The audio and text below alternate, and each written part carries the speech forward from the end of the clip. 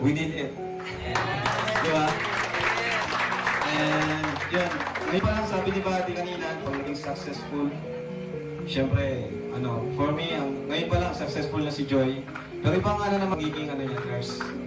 Pero sa ngayon, para sa akin, successful na siya bilang isang kalingap, beneficiary.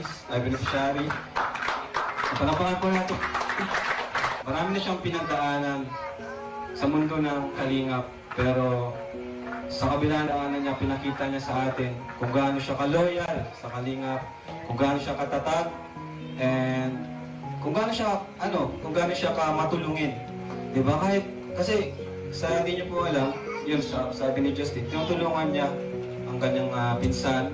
Minsan mga kasama niya sa apartment, tinutulungan din po niya. Pero hindi niya sinasabi yun. Tumutulong siya ng tahimik sa sarili niya lang. Kaya deserve mo to Joy. Happy 20th birthday.